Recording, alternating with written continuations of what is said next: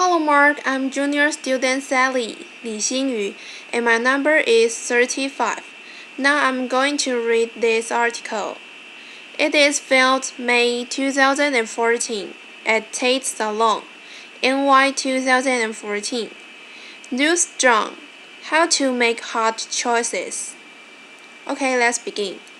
Think of a hard choice you will face in the near future. It might be between two careers, artist and accountant, or places to live, the city or the country, or even between two people to marry. You could marry Betty, or you could marry Lolita.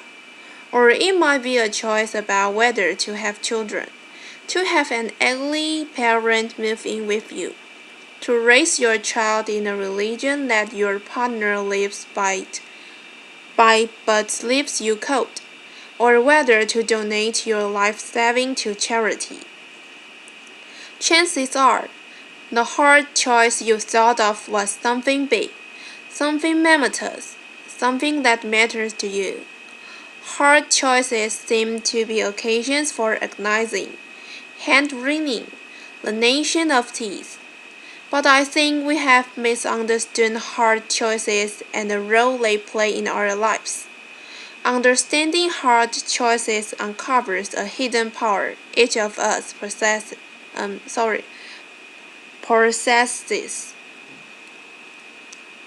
What makes a choice hard is the way the alternatives relate. In any easy choice, one alternative is better than the other. In a hard choice, one alternative is better in some ways. The other alternative is better in other ways, and neither is better than the other overall. You agonize over whether to stay in your current job in the city or uproot your life for more challenging work in the country, because staying is better in some ways, moving is better in others, and neither is better than the other overall. We shouldn't think that all hard choices are big. Let's say you're deciding what to have for breakfast. You could have high-fiber bran cereal or a chocolate donut.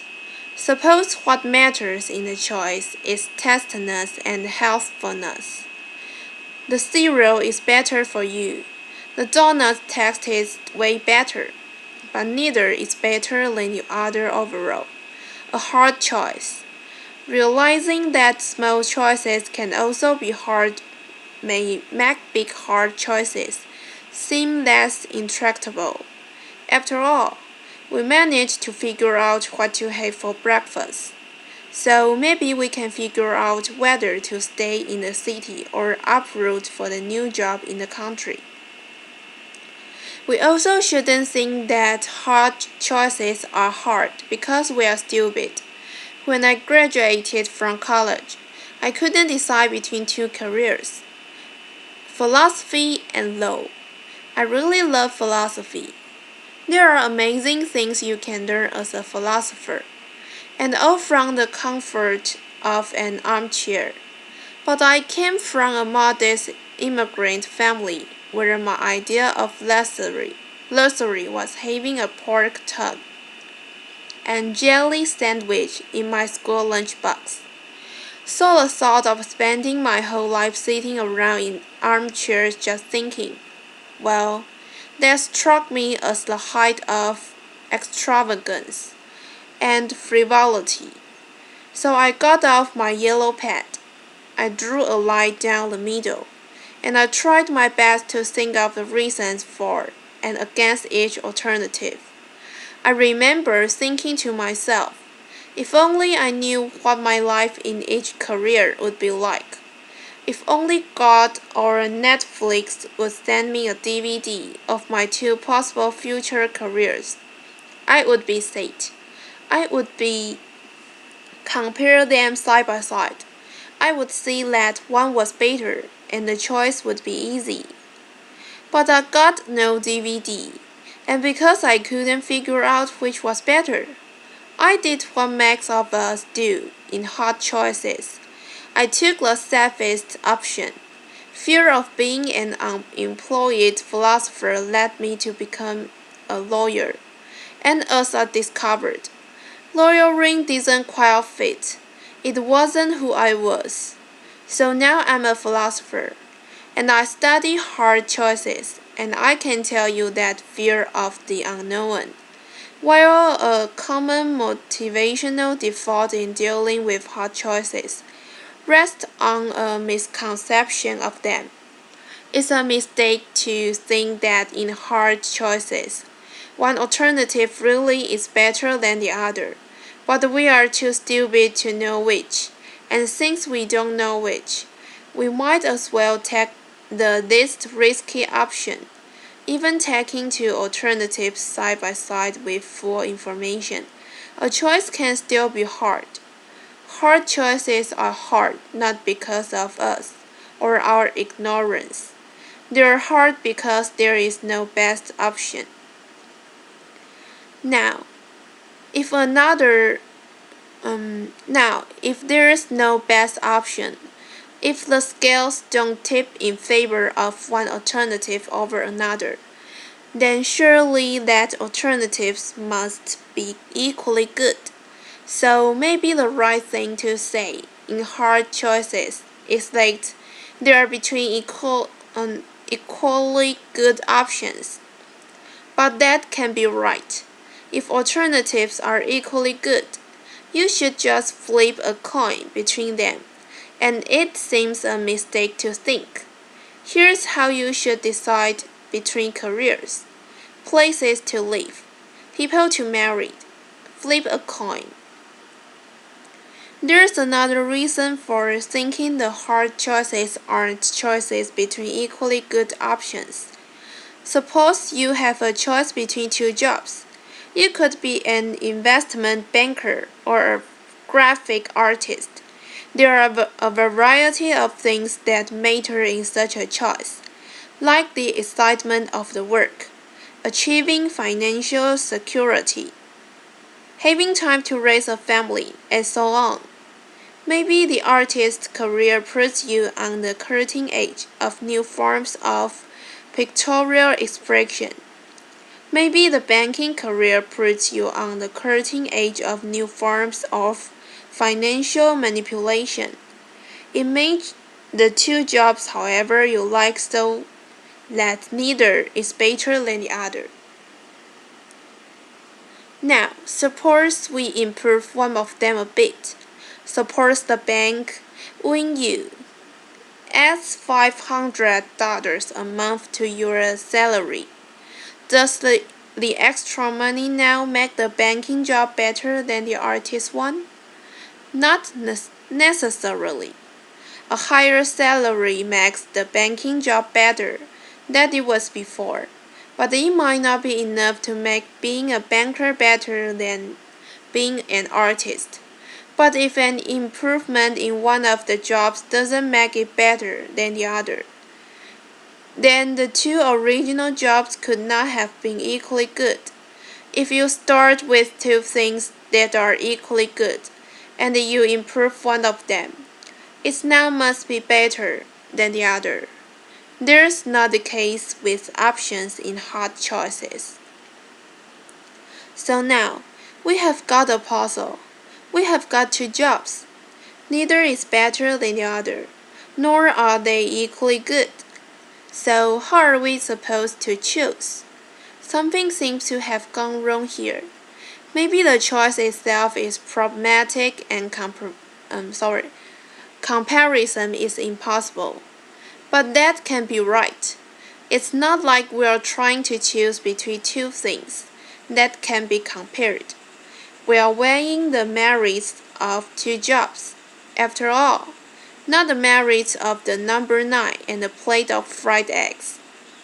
A comparison of the overall merits of two jobs is something we can make, and one we often do make. I think the puzzle arises because of an unreflective assumption we make about value. We unwittingly assume that values like justice, beauty, kindness are akin to scientific quantities. like dance, maze, and weight. Take any comparative question not involving value, such as which of two suitcases is heavier. There are only three possibilities. The weight of one is greater, lesser, or equal to the weight of the other. Properties like weight can be represented by real numbers 1, 2, 3, and so on. And there are only three possible comparisons between any two real numbers. One number is greater, lesser, or equally to the other. Not so with values. As post-enlightenment creatures, we tend to assume that scientific thinking holds the key to everything of importance in our world. But the world of value is different from the world of science. The stuff of the one wood can be quantified by real numbers. The stuff of the other world can't. We shouldn't assume that the world of S, of length and weights, has the same structure as the world of out, of what we should do. So, if what matters to us, a child's delight, the love you have for your partner, can be represented by real numbers, then there is no reason to believe that in choice there are only three possibilities, that one alternative is better, worse, or equal to the other. We need to introduce a new, fourth relation beyond being better, worse, or equal. That describes what's going on in hard choices. I like to say that the alternatives are on a par. When alternatives are on a par, it may matter very much which you choose, but one alternative isn't better than the other. Rather, the alternatives are in the same neighborhood of value, in the same league of value, while at the same time being very different in kind of value. That's why the choice is hard. Understanding hard choices in this way uncovers something about ourselves we didn't know. Each of us has the power to create reasons. Imagine a world in which every choice you face is an easy choice. That is, there's always a best alternative. If there's a best alternative, then that's the one you should choose. Because part of being rational is doing the better thing rather than the worse things. Choosing what you have most reason to choose. In such a world, we would have most reason to wear black socks instead of pink socks, to eat cereal instead of donuts, to live in the city rather than the country, to marry Betty instead of Lolita. A world full of only easy choices would enslave us to reasons. When you think about it, it's nuts to believe that the reasons given to you dictated that you had most reason to pursue the exact hobbies you do, to live in the exact house you do, to work at the exact job you do. Instead, you faced alternatives that were on a par, hard choices, and you made reasons for yourself to choose the hobbit, that house and that job. When alternatives are on a par, the reasons given to us, the ones that determine whether we are making a mistake, are silent as to what to do. It's here, in the space of hard choices, that we get to exercise our normative power, the power to create reasons for yourself, to make yourself into the kind of person for whom country living is preferable to the urban life.